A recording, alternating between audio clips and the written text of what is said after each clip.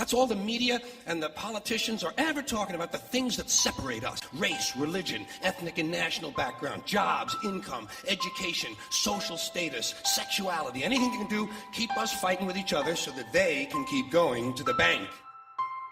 People are going to be doing what they always do when the economy tanks. They will be blaming immigrants and corporate.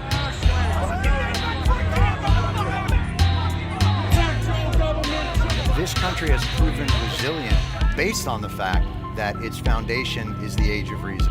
America is just now coming to grips with what unfolded here in the early morning hours here in Orlando. In this city, thousands of demonstrators marched to protest the death of Eric Garner. Breaking news, a fresh act of madness. The snipers hit 11 police officers. Gun sales in this country are spiking in the aftermath of the San Bernardino terror attack. We're bringing it on ourselves. And that's the thing. Al-Qaeda, all those guys, ISIS, they're not compared to the damage that we can do to ourselves on a regular basis.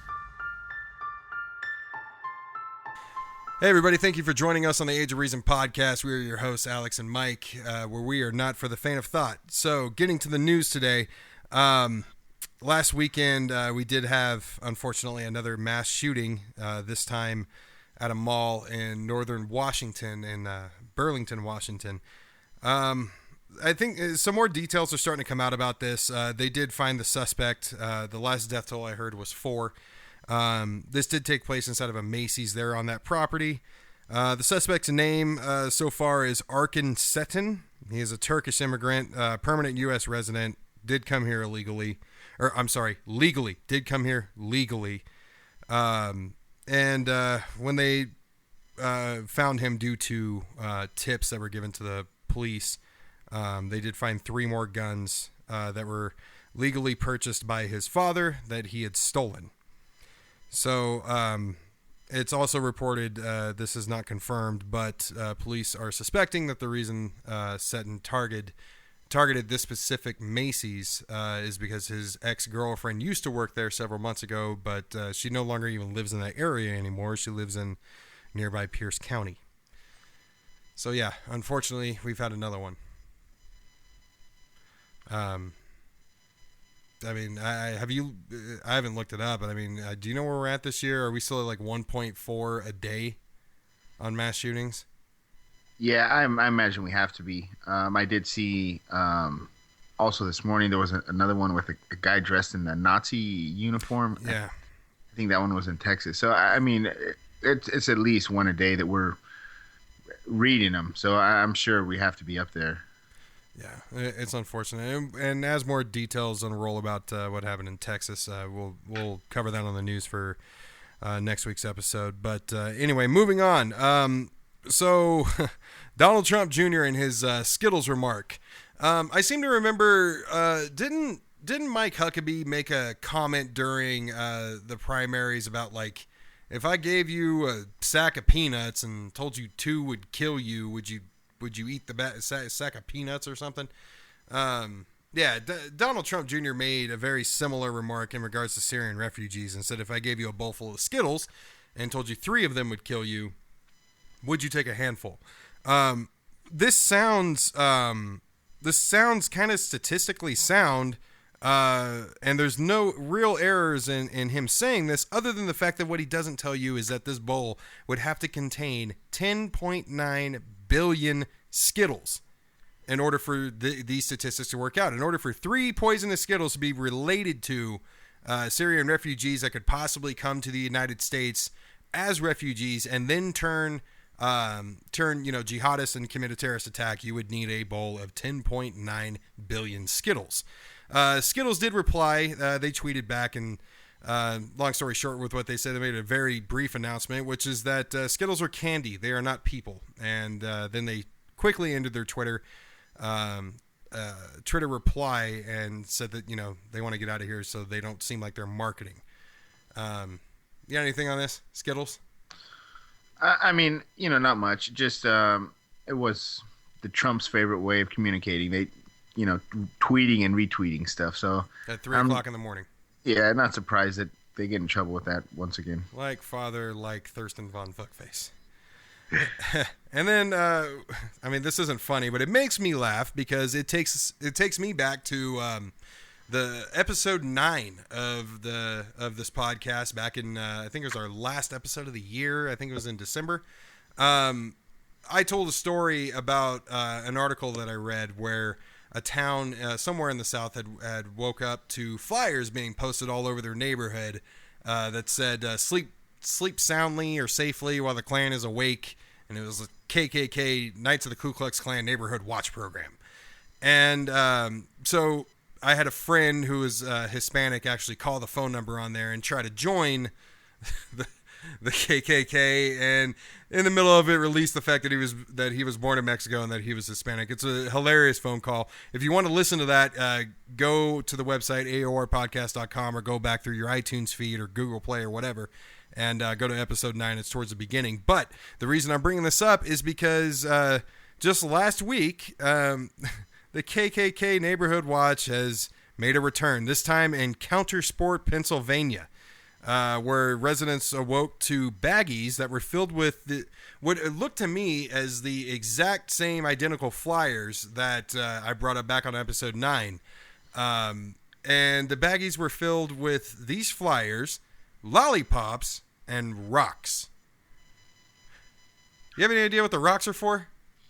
Probably to weight it down, so the wind didn't blow it away. That is so not. I'm fucking done. That's not even entertaining. And you mean to tell me Jasper and Skeeter thought of that, and I could not figure out what the hell these rocks are for? Because even the main guy, I didn't get his name, but the main guy that was interviewed on the news about this even said, "I don't know what the rocks are for."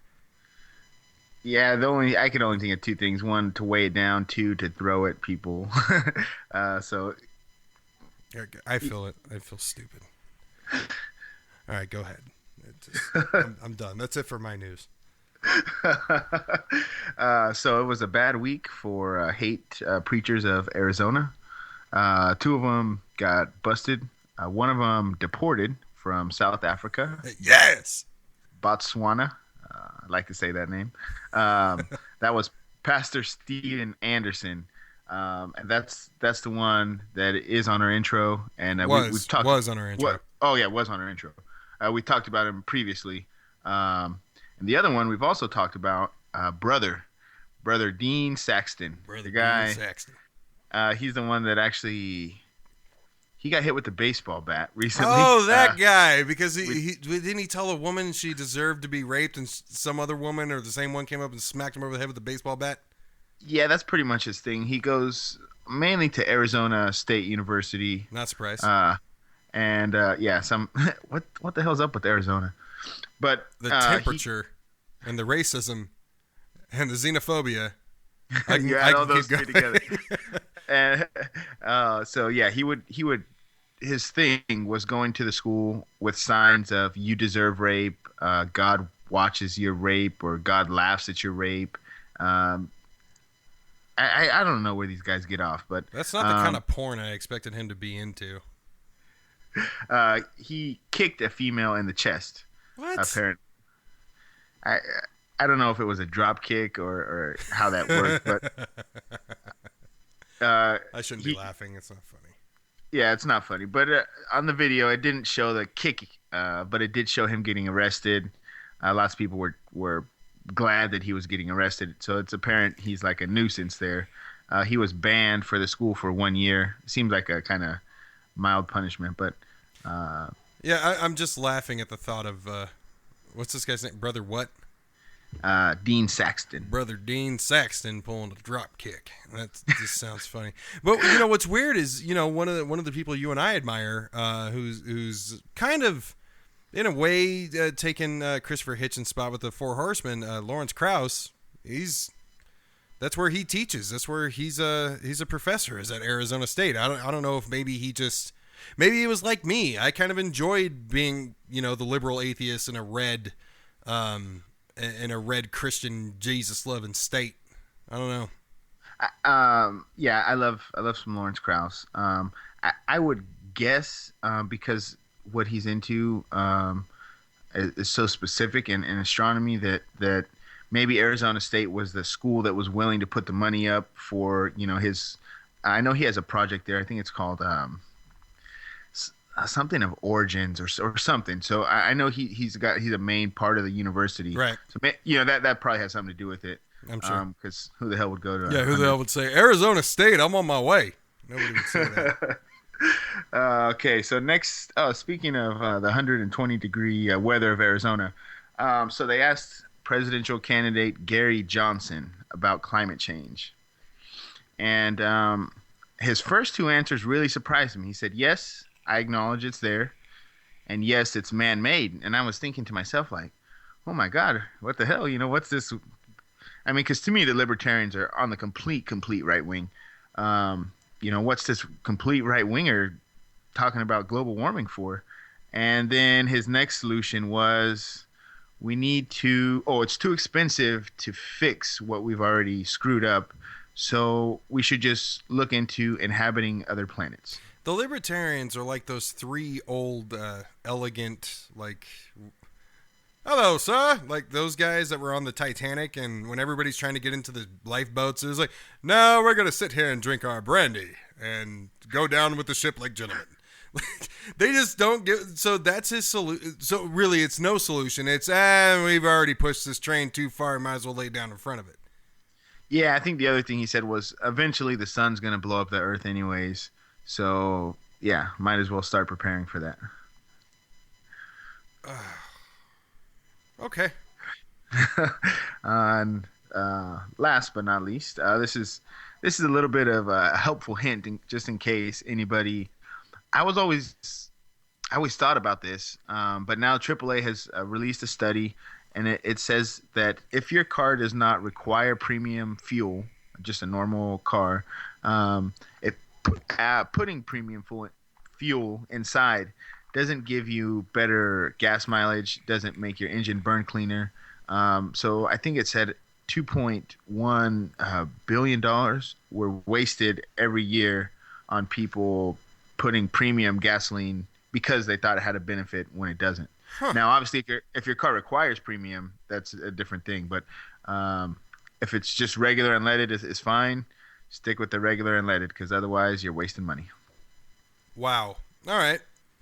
It's definitely good to know. It's just another way the oil corporations and fossil fuel industry is screwing the public. So let's jump in. Oh yeah. Oh, go ahead. Oh, I was just gonna say real quick before. There's a gas station over here. It's the cheapest gas in town, but they've scratched off the 3 numbers, so you have to guess which one's premium and which one's not. And what? I think that one is always. Every time I have it down now. Isn't this the one that cashes checks without checking ID? No, that one's out of business now. As of late. That's too bad. All right, let's jump into a listener question real quick. So one of you guys posted a listener question that was messaged to us through our website, and the question is: would you agree, Alex? I'm gonna pose this to you. So, would you agree that intelligently designed things call for an intelligent designer of them? Obviously, we have intelligent life. Somehow, every life form down to organisms find a way to reproduce and spread.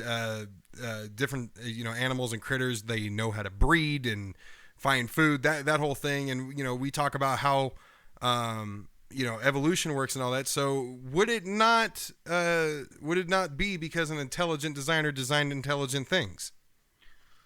I think this is a pretty common Christian argument, and I think the original one was, they said, a watch.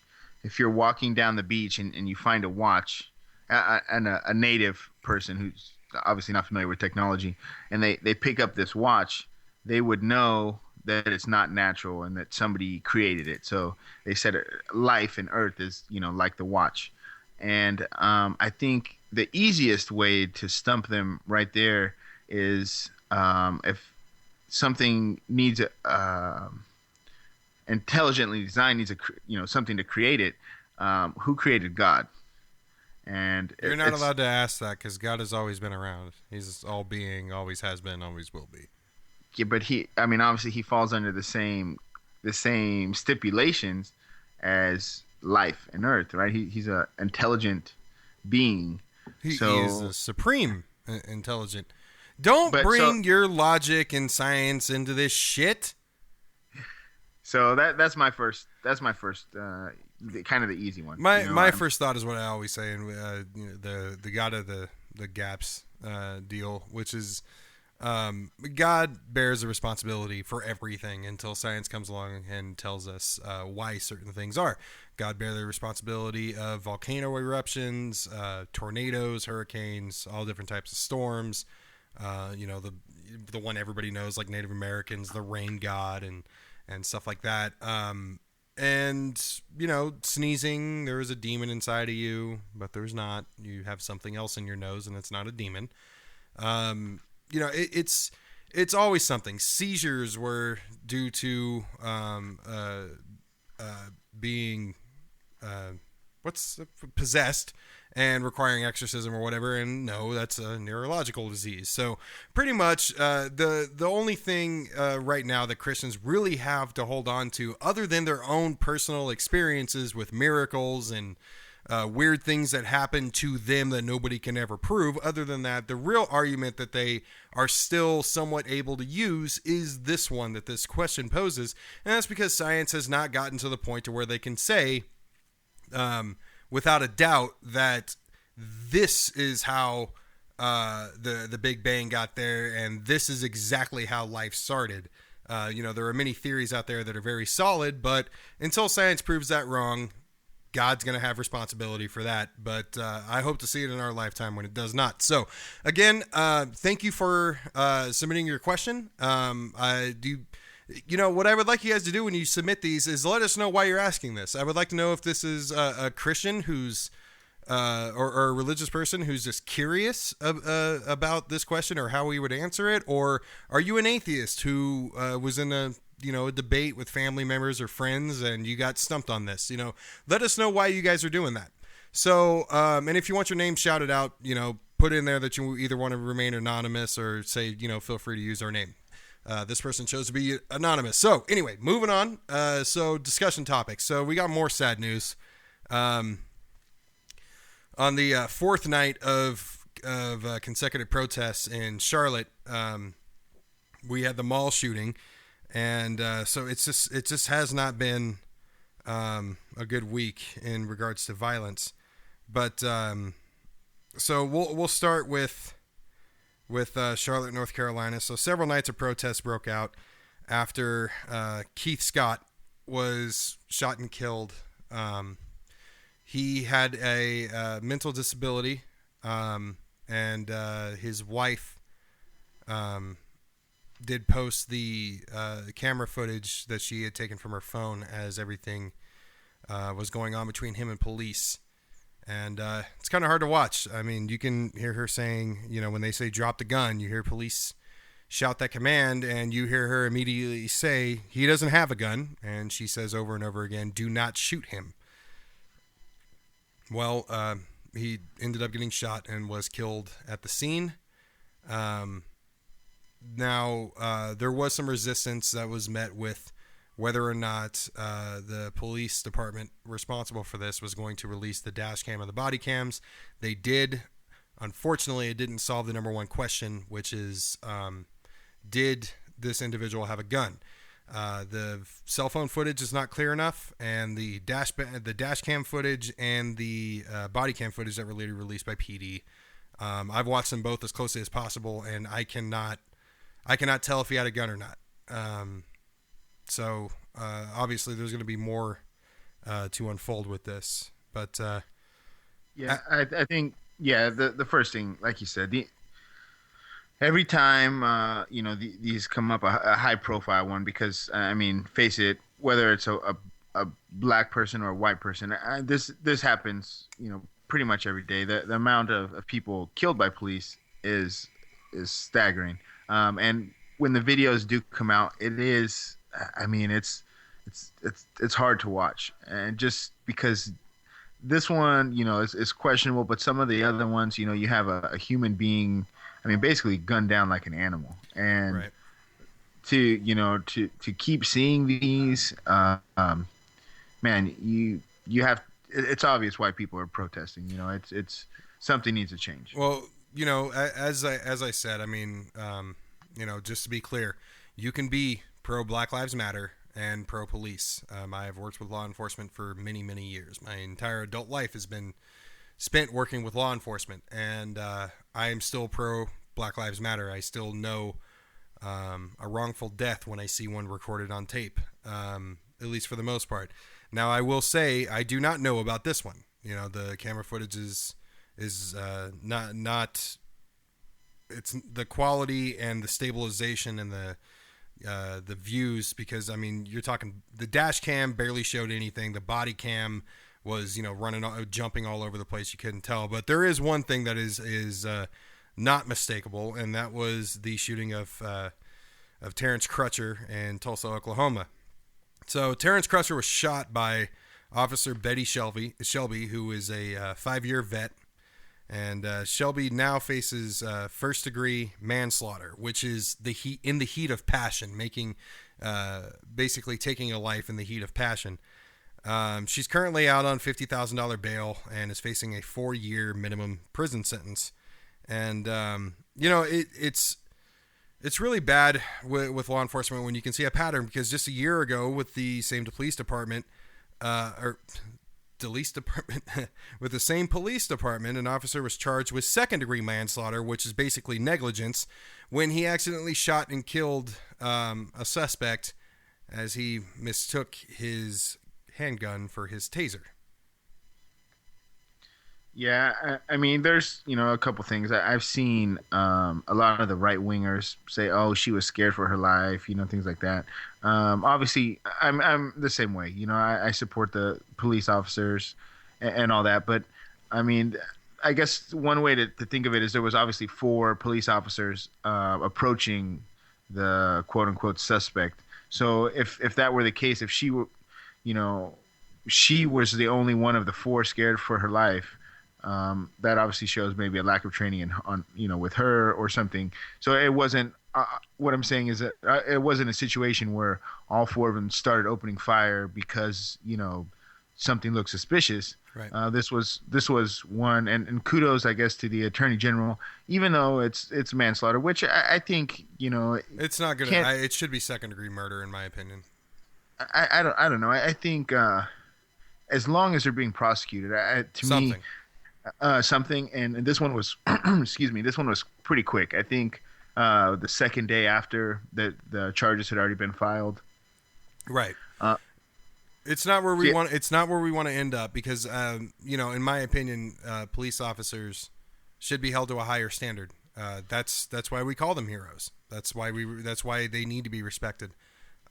Is because they do need to be held to a higher standard. But I'll tell you what we don't need. In regards, jumping back to the Charlotte, the shooting in Charlotte of Keith Scott, is the Republican Senator Robert Pittenger. Did you hear what this guy had to say? No. So this guy, when he was interviewed regarding the protests, he said their grievances are in their mind, the protesters. The grievances are in their mind because white people are successful and they are not. This is a welfare state, and we put people in bondage so they can't be all that they are capable of being. Because white people are successful and they're not. Now, what Alex and I, we're going to run through the rest of our discussions, but I just want to point this out. We're going to go through about 25 or so minutes of the debate that took place between Trump and Hillary last night. And if you want anything to change in this country, you need to vote. It's not just every 4 years. You need to vote congressionally. You need to vote locally, because there are senators out there that say shit like this. Yeah, and this guy was a state senator, correct? Correct. Yeah, so that's really I've pledged myself to focus more on the down candidates aside from president locally, and that's where some of the most of these weird, crazy quotes that me and you come up with, that's exactly where they're from. There is the state senators. So right. Yeah, it's very very important. And the last thing I'll say, kind of on this topic, is I've read an article recently where I guess the new thing for police, when they're approaching a questionable scene, they're popping their hoods. And I saw the sheriff, the police chief of one of these districts that this was occurring in, try to explain that it was to prevent overheating from these brand new cop cars. The people are saying, obviously it's to block the dash cams when they approach the situation. Yeah. But yeah, it was interesting because it was the chief of police, listening to him say, well, they're not exactly overheating, but they are getting hot. Well, no shit. I mean, of course an engine's getting hot. But yeah, so hopefully, we make some progress on this. Yeah, and it is frustrating. I mean, the spokesperson for the police department in North Carolina, when they were debating over when they were basically saying they were not going to release the body cam or dash cam footage, one of the reporters during a press conference asked the spokesperson for that department, you're talking about transparency, and you're saying you're supposed to be completely transparent, and you're not releasing the body cam and dash cam footage. How do you explain that? And he said, I didn't say completely transparent. I said there should be transparency, and transparency is in the eye of the beholder. And it's like, what a bullshit answer is that? That was the answer? That was his answer. I didn't say complete transparency. I said transparency, and transparency is in the eye of the beholder, meaning it's up to my discretion what transparency means. And it's like, no, transparency means you can see through it. You and I don't get to go stand in front of a window and I get to fog your side of the mirror and say, can you still see through the window? It doesn't make any fucking sense. Anyway, unless you got something else, we got to move on. Okay, we got a few other things to cover. You got the next topic. Oh yeah. So I came out a couple weeks ago. We talked about Wells Fargo, how they ended up the largest fine in history for cheating their account holders, creating fake accounts, running credit cards without the people's permission. So this past week, Mr. Strump, the CEO of Wells Fargo. Too close to another name we all hate.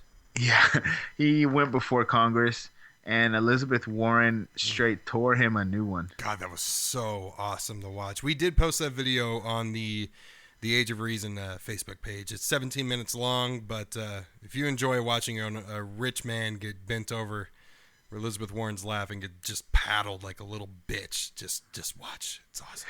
Yeah, and she kept him on point. He would kept trying to change the topic or generalize, and she hammered him. Yeah, and just to give everybody a quick recap of some of the details that have come out since the initial report. Basically, what they did was the division team, the high up corporate people, led a charge to do what's called cross-selling, where basically cross-selling is when you have more than one account with a bank instead of a checking with the savings attached, that sort of thing. And Mr. Strumpf came up with the idea that every customer should have 8 accounts because 8 rhymes with great. He used this on his conference calls in order to get yearly with the shareholders to get people invested, and 2 million fraudulent accounts. 2 million fraudulent accounts were created out of all this. And basically, if you just assume that it was 8 per person, and some people had 10 and even more than that, but if you just break that down by 8, we're talking about 250,000 Wells Fargo customers. And at the end of the day, they fired 5,300 employees at the branch level. Nobody high up in corporate. I think there was a few regionals and division regional managers that were terminated for this, but nobody at the level that was that was leading this charge, even though that they knew about it, and they were leading what they called the incentive compensation program. And Alex, this is what pisses me off. They made $23 billion on this scam, and their fine was $185 million. And Mr. Strumpf stands to see $200 million if he resigns. Yeah, it's just a matter of, crazy rich people just staying rich. Jesus. The 8 accounts thing, that to me is just insane. That 8 is great. I mean, if you have a checkings, a savings, even 2 credit cards, your mortgage, and your car payment, that's still 6 accounts. I mean, and that's all with one bank. Hopefully people diversify a little bit. Shop around. Use your local credit union or something. Yeah, definitely. But just the fact that they're trying to get people into 8 separate accounts, to me, that's just fucked up. Yeah, and I mean, you can blame the employees, but I mean, if anybody's watched The Big Short, which is more of a documentary than it is a movie, the people that are on the line having to actually make these sales and get these things done, they're under pressure. And when they're told from their higher ups, nah, don't worry about it, it's fine. No, create another account, open up another credit card, and charge them fees. Because that was another thing that they were doing. They were charging fees on accounts of people and accounts and credit cards that people didn't even know that they had. And when these guys get told, don't worry about it, everything's fine, who are they going to listen to? Especially when the money starts rolling in.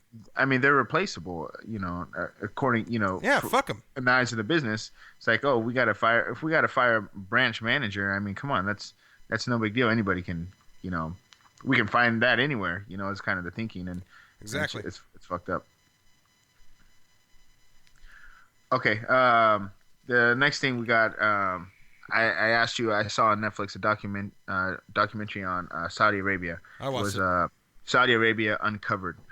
Man, that was hard to watch. It was. If you're losing the militant side of your atheism, watch this documentary and have it replenished for yourself. Yeah, I mean, definitely. You see, a Muslim extremist country. Women are not allowed to drive. Typically, must be covered. The religious police that we saw in the video going around. I mean, could you imagine something like that? Well, so it's illegal to play music in public over there, and a guy got his finger broken, and I forget what they call it. It's I think it was a lute, right? Yeah, a lute. That's what it is, which is like a guitar.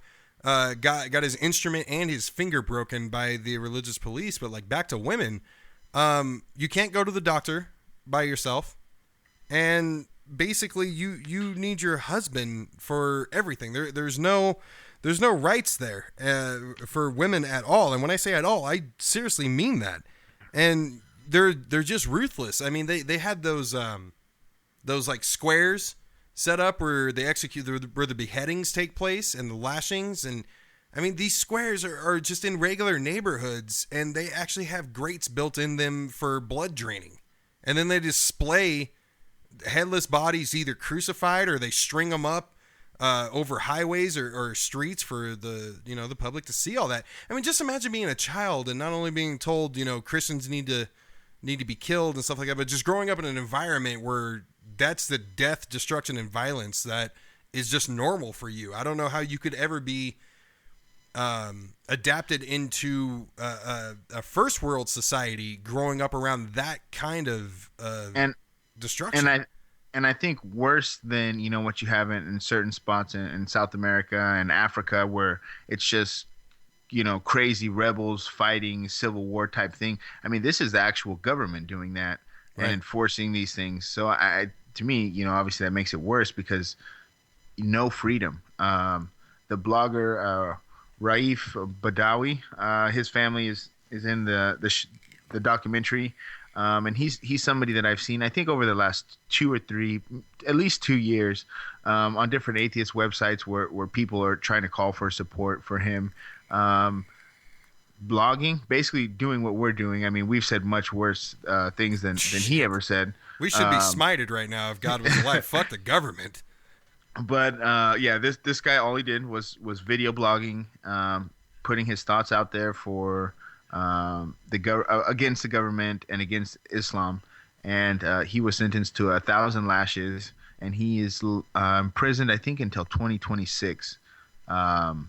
So it shows, just his family, and he has, he has kids, and I think that was the hardest part, just listening to the mother, his wife, just talk about, how she tries to keep the kids' spirits up and things like that, and by not sharing the news with, I'm sure she has a friend, at least I hope she does, but you got your kids asking every day. When they asked his daughter, when do you think your dad's going to be home, she said, hopefully tomorrow. Like, they're still waiting, and the wife made that comment every time she hears from Saudi Arabia, it's never good news. And that's the definition of being on your own right there. Yeah, and the video was shot during with undercover filming. So again, much credit to those people, and it's makes you definitely appreciate our freedom of press that we have here, right. Even though our press corps sucks. At least, but the third parties don't. We're killing it. Yeah. There you go. What your mainstream media, your lamestream media. And one last thing that I meant to mention about this is, female abuse. They show that quite a bit in the documentary, and not only can a woman not go to the doctor without her husband or a male escort, but she also needs her husband to report a crime. So imagine what domestic violence is like over there. You can't tell anybody. And actually, one more thing. The religious police that we're talking about, we're not just using that loosely. They are religious police. They enforce the Sharia law as well as other laws, which is mainly religious. And Britain has been providing training for them for quite a few years now. They actually provide the tactics and law enforcement training for Saudi Arabia from the UK. Yeah, I saw that. They were definitely making it as a shot towards Britain, which I understand, but at the same time, I could see, just because you go over there and listen to what the British have to say doesn't mean you're definitely implementing it. When you look at the British, how often their police officers are shooting right. The suspects, it's much better than ours. So I think just because they went over there and trained, that doesn't necessarily mean that they brought back those tactics. But could be right. But Britain should be making some sort of a human rights initiative, and it does look like Saudi Arabian police need training, but not in law enforcement. More like kind of what some of our law enforcement officers need.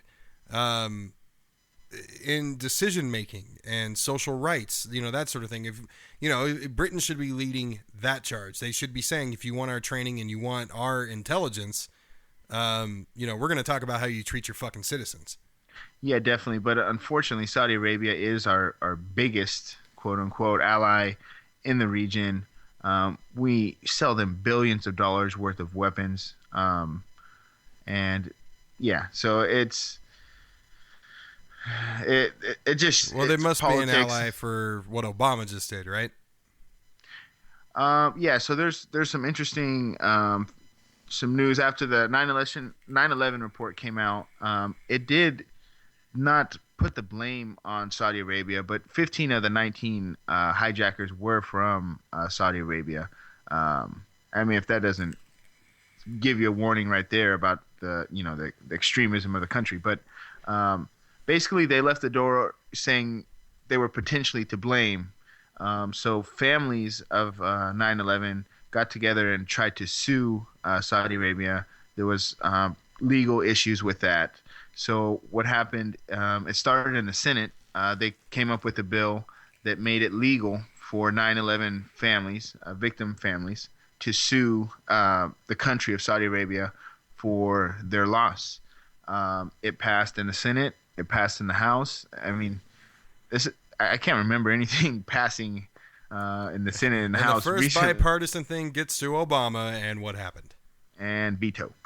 Now, Obama is an intelligent person, we think.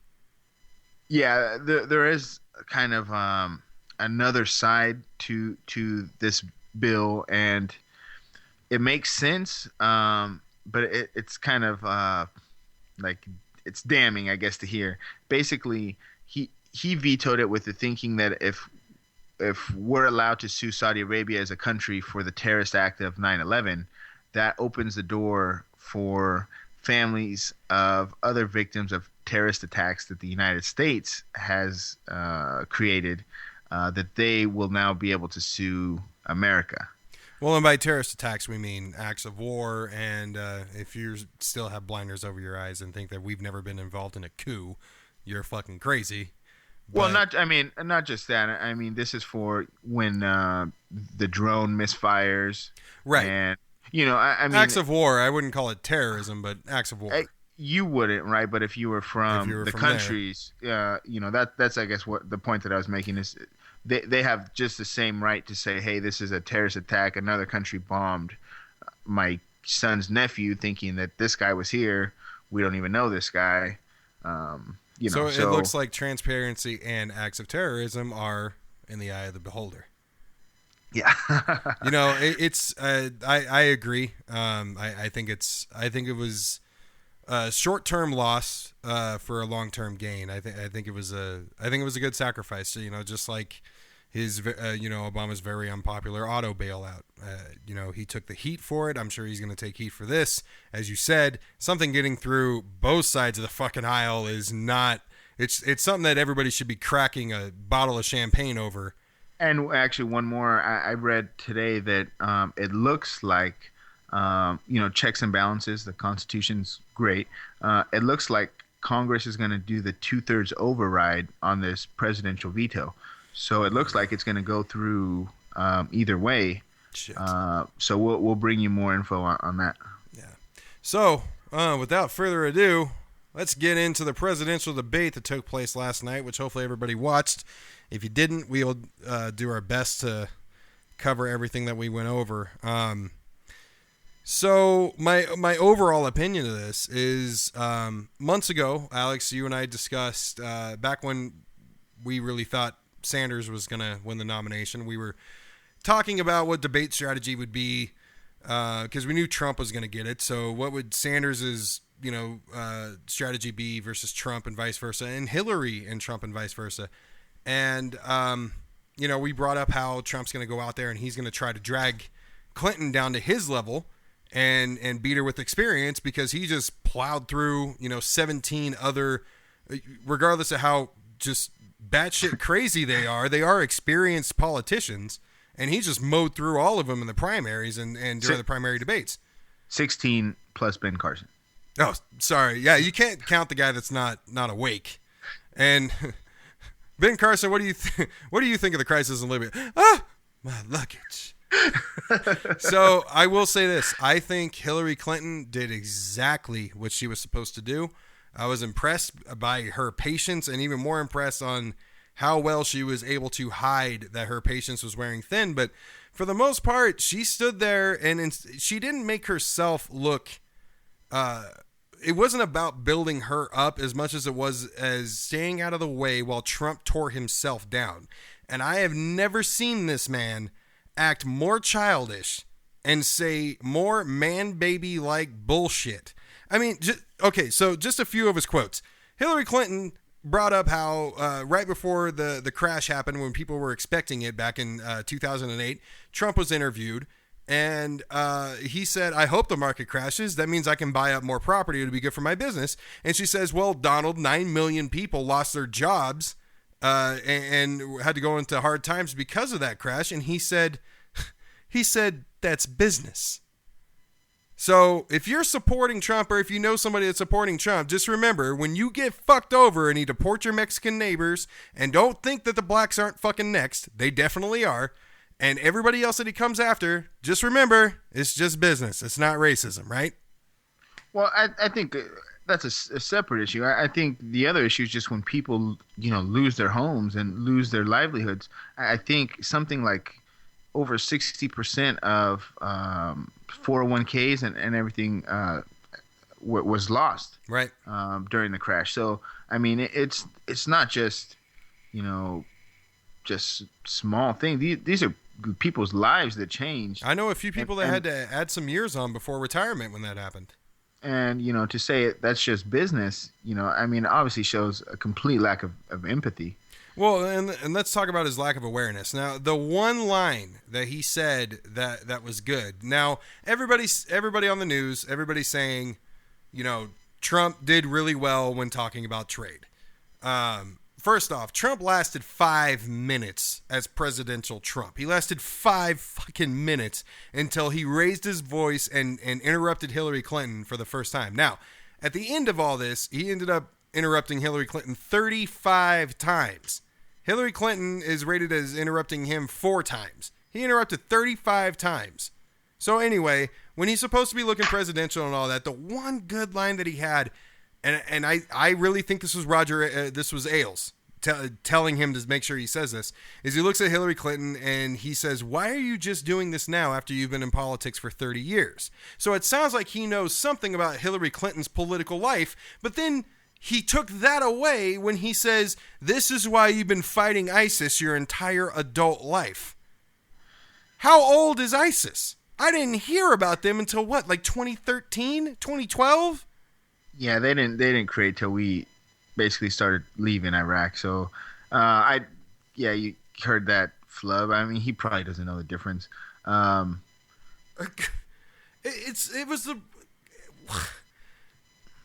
You've been fighting ISIS. It's such a 4-year-old's comeback. Well, but that's what he was doing the entire time. And I guess if you like Trump because you killed too many brain cells, this is what you wanted to see. I mean, basically him just using every opportunity he had to take, just childish, stupid blows. Like I've watched presidential debates, at least the last 3 elections, and they're typically, they're boring, right? I enjoy the boring, but it should be policy, it's stuff that not your average person is going to say, hey, that was an exciting debate. This one was just the level of intelligence on one side was just so low. Hillary Clinton was just basically talking about her policies, while a monkey sat over there throwing bananas. Or shit. Yeah, he was, just coming up with shit. And, they were right away after the debate, he blamed the microphone. I don't know if you saw that. No. They're saying that he was sniveling, and I didn't really hear that. And so constantly. So he was saying that was a broken microphone, and they gave him the bad microphone. Fire the mic guy. Remember that? Fire the microphone guy. And I guess some of the points that came across when she said something about him not paying any taxes. Oh yeah. And he said, "I'm smart. That makes me smart. That makes me smart. A billionaire supposedly who pays 0 taxes. He thinks that's smart, and it's ironic to listen to him talking about the crumbling bridges and roads and all this, while he admits that he pays no federal taxes. Yeah, and it's just it's funny that, but fuck all the welfare people. Let's worry about the freeloaders on welfare and not the billionaire who we're missing out on millions of tax dollars a year, because as Hillary Clinton pointed out, the only federal taxes that we can find from him is when he was trying to open up a casino and he had to turn them over and he paid $0 in taxes.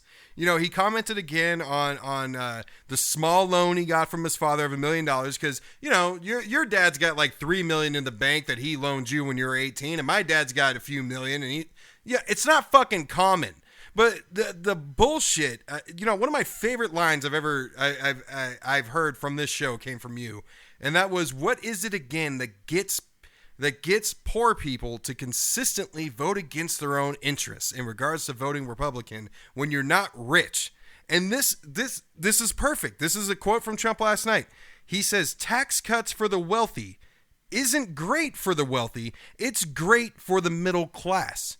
So lowering the amount of money that high-paid, wealthy people in this country, lowering their tax rate so they can make more or take in more money and keep it, is not good for them. It's good for the middle class. I'm going to eat tonight. You're going to starve, but this is good for you. This is good for you. Maybe some crumbs will fall off my plate, or maybe I'll get full enough, which will never happen. They go get seconds. They go get a bigger fucking plate. But how do people listen to this shit? Would tax cuts be good for you? Because they'd be good for me. If I was told I didn't have to pay fucking taxes, they'd be good for anybody that didn't have to pay fucking taxes. But what I can't do is say, Alex, my taxes are being cut. You're going to keep the same, but that's good for you. Yeah, especially when you look at how much money you need to be in the 1%. You're talking about very, very rich people. So, I mean, I guess for somebody like me to say, if I made $10 million a year and I had to pay $2 million in taxes, I wouldn't be mad. Yeah, it's because I don't know what I could do with $8 million a year. But I mean, think about it, really. It's just you don't need all that money. And there's plenty of rich people who say that. We don't want these tax cuts. We don't need them. The decent ones. Yeah, the decent ones. But this trickle down just keeps going, and it's interesting that Trump, mentioned the small loan again, because Mitt Romney, I remember, said the exact same thing. Hey, why are you working all these hours? Just get a small loan from your parents, open your own business, you'll be fine. That's just the thinking of these, that's how out of touch these people. And exactly. And, you hear the grab yourself up by your bootstraps. Well, maybe grab yourself up by your dad's bootstraps full of cash, because that's just how we do it over here. And, it's completely fucked up. I mean, just how out of touch these people are. But what's more fucked up than that is how in touch people that are not anywhere near Trump's situation. And I know one who's not. He's paycheck to paycheck, child support, all that shit, 2 kids, and he's a diehard Trump supporter. And so that's what's more mind-boggling is not just how out of touch people like Romney and Trump are to say things like they do, but that people actually that do never had that kind of opportunity that they did still are able to relate to them. That's what bothers me the most about this whole thing. And when you think about character, I mean, character's got to mean something for the president. And aside from the man baby with tiny hands just like slinging shit from his orange orangutan paws, like other than that, when you look at his character, and Hillary Clinton talked about all of these employees that he had work for him that he didn't pay, and he filed for bankruptcy. And he said, I took advantage of the laws of the nation I was working in. That's not credible. That doesn't make you a decent person. That makes you a piece of shit who's heartless and does not care about the work that you said you would pay somebody in full for getting done. But he has the best temperament. Oh, fuck. I was saving that for last. Yes, everybody. Trump said his temperament is perhaps his best quality. At this point, people were, this is about halfway through the debate. People were only up to their ankles in his feces at the moment. But he said his temperament. The man can be baited with tweets like no other, as Elizabeth Warren has shown us. And temperament, okay? He goes on a rant about how Sean Hannity can prove that Sean Hannity got mentioned at a goddamn debate. I hate Sean Hannity with a passion. And Trump goes on a rant about how him and Hannity used to argue about the war in Iraq. Hannity was for it. He was against it. So he's standing on the stage telling Lester Holt, the moderator from CNN, to go call Sean Hannity. Now, the problem with this is he not only brought up... Huh? He thought he was on To Be a Millionaire. He wanted to phone a friend real quick. He wanted to phone a friend. So he He goes off about Hannity, but Hannity's not the only person he brings up. Hillary Clinton brings up some of the nastiest things he said about women, and specifically in regards to beauty pageants that he promotes and, in her words, likes to hang around, which sounds right. He called one of the winners of one of his beauty pageants Miss Piggy, and then when he found out she was Hispanic, called her a housekeeper. And in his response, he then, instead of either apologizing like he did with Carly Fiorina after he said she has an ugly face. By the way, I agree. She's got an ugly. Hey, I don't give a fuck. She's fucking ugly, just like Gretchen and Krothhammer. But in a debate, you just don't. That's not something you need to bring up. When that happened, he then defends, and this person's name was not brought up at this point. He then brings up Rosie O'Donnell and backs up basically stands by all the terrible things about her that he said. And he said she deserves it and everybody knows it. Rosie O'Donnell and Sean Hannity were brought up during a presidential debate. This is the epitome of reality TV.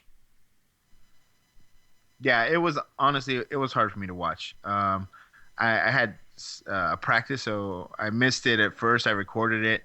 I watched about 40 minutes, and then my wife said, "Can we watch something else?" And so I had to finish it later. And I was at about the same point. It was hard to watch.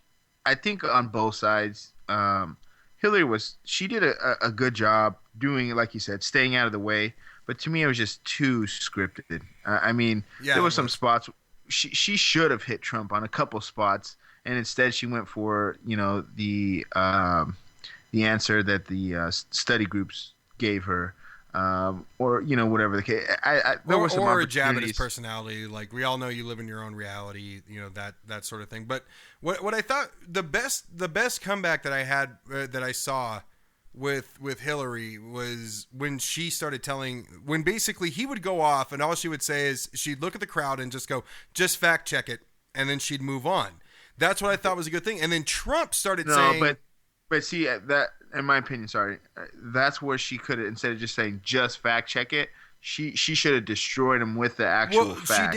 She did. She did. She said this in response to Donald Trump criticizing the way the Obama administration pulled the troops out of Iraq.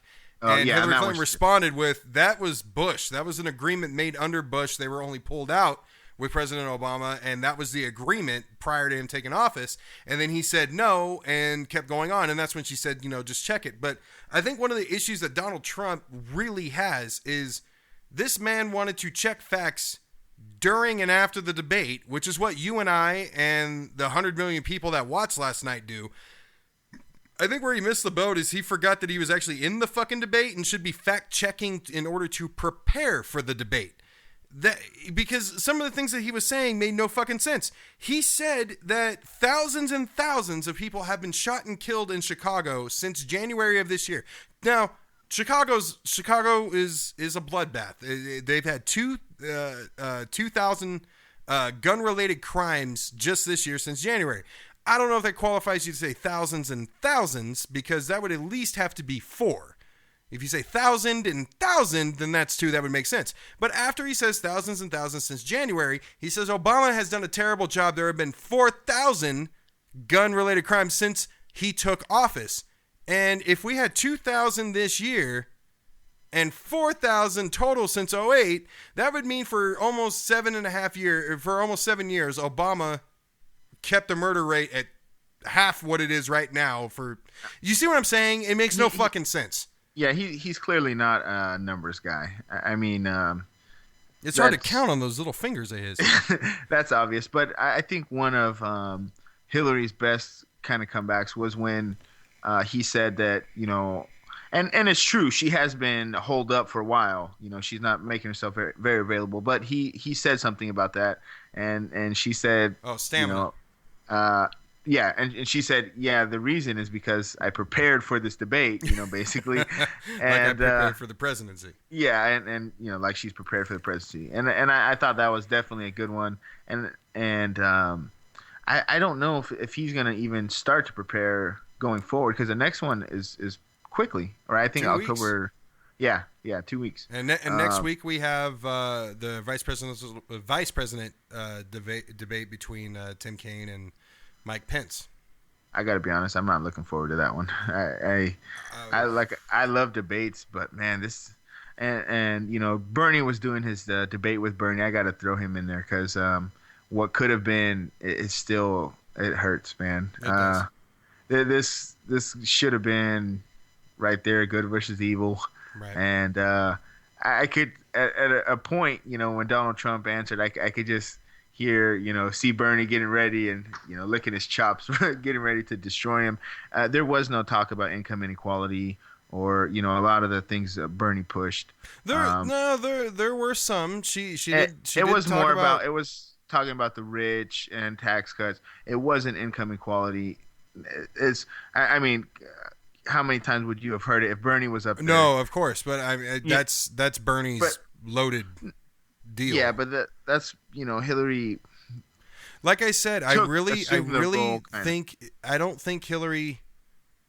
think it was possible for Hillary to give the best performance given the strategy that she had to take. It was not about, I don't think, raising her up. It was about staying the fuck out of the way and letting Trump hurt himself. And I hope what? The polls are really close. You know, I mean, depending on what polls you're reading. Yeah. I mean, they're close. They're within the margin of error. Well, we got 2 more of these to go, and I really hope that Trump feels like he did the best he possibly could, because I hope this is the temperament that he takes. And honestly, I think he was told to take a totally different temperament because, like I said, they were both very polite to each other for 5 minutes. By question number 3, Trump started interrupting, started yelling, started raising his voice, and to the point to where, you know, it was like watching Hillary Clinton try to teach a kindergarten class. With as much as she was getting interrupted, and she would pause or she would just keep talking. She didn't yell. She didn't do that annoying thing every time she makes a point where she looks at the crowd and tilts her head and bobs her head as she's looking back and forth. It annoys the shit out of me. But, you know, everybody complains about Hillary Clinton's volume. Let's see if anybody complains about Trump's volume. Because all that man did was yell and sniff in the fucking microphone. Yeah, I mean, there was one question. I don't remember the question, but at least 5 times right off the bat, as soon as she started, she would say something and no, but you know, and finally the moderator did okay. I think he could have done a better job. Well, the point was for Lester Holt to stay out of it. It was ask the first question, give 2 minutes, and then stay out of the way. Yeah, but I think, I don't know. I was a little bit. Hopefully, we get some better moderators, better questions. It was decent, but overall, like I said, it was kind of hard to watch. I'm not sure who's going to do the next debate. Hopefully, you know, Anderson Cooper we talked about. I'm looking forward to that. Give some fire and kind of hold them. But and hopefully, and I would like the moderator to be like Anderson Cooper did during the primaries, to be a debater as well. Kind of like Lester Holt did when it came to when he called out Trump for supporting the war in Iraq, and then after the war had gone to shit, now he's, you know, going against it. Lester Holt kind of did this, but Anderson Cooper did it very well and often when it was, you know, Bernie, Hillary, O'Malley, and I think Chafee. I think Jim Webb had dropped out by then. So yeah, I'm really looking forward to the CNN's next debate with Anderson Cooper when that comes up, because I just don't think the rules called for it. I think the rules called for 10 minutes of the moderator staying out of it and letting the two of them just go at it.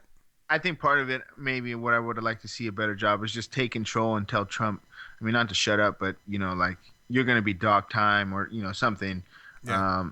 Just that's the part where if you had a strong moderator that can kind of keep Trump at bay, you might get a little bit better conversation. Well, he just recently insulted Lester Holt and called him some sort of liberal something or other, even though he's a registered Republican. But, there was a point when Trump was, I don't know, he went on some rant about something and like brought up, it was about technology, about his 10-year-old doing unbelievable things with technology. And when he said, let me say something, and Holt said, be quick, he said, I won't. Like, he just said, fuck you. Like, I thought he said, I will. I didn't know. I heard him say, I didn't play it back and listen to it. I was just like, I heard him say, I won't. And I was just like, my jaw dropped. I'm like, holy shit. Like, this man really is off of something. This is nuts.